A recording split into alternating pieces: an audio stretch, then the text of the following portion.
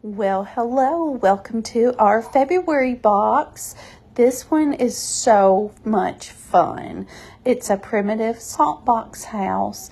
First, I start by tracing out, just roughly tracing the grass, the hill, and the tree on the background. And then I come in with some sky blue. It's an apple barrel paint for the sky. Then I take some white paste and just dab it on lightly, and then come back in with the brush with the sky blue and just kind of blend everything in. Of course, you know I don't like to wait for things to dry, so I get the blow dryer out, blow dry, and then go around the edges and sand it lightly. Only because I like to distress. If you don't want to distress, do not worry about that step.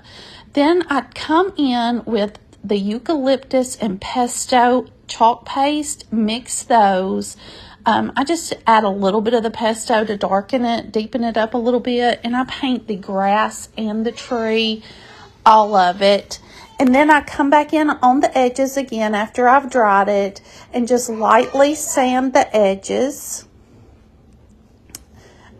Again, you do not have to distress.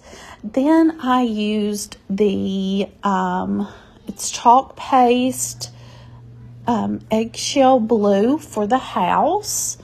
Dried it, and most things took 2 coats of paint.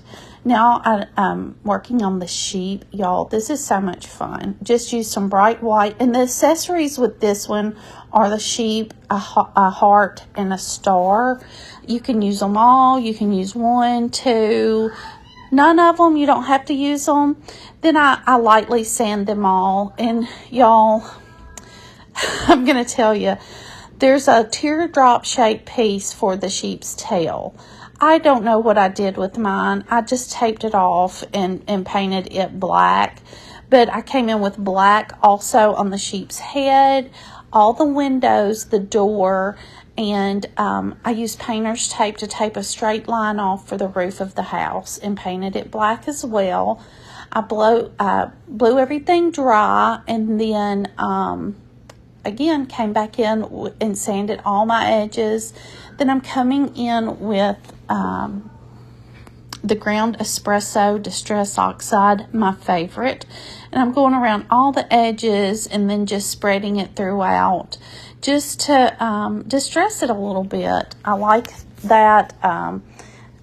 It just kind of not dulls everything down. It just gives it kind of an aged patina. And then I did all that same process on all the doors and the windows. And then you'll see the little poof, glue that to your sheep head, and then your sheep head to the body. And you guys will have a tail for the sheep to glue on as well.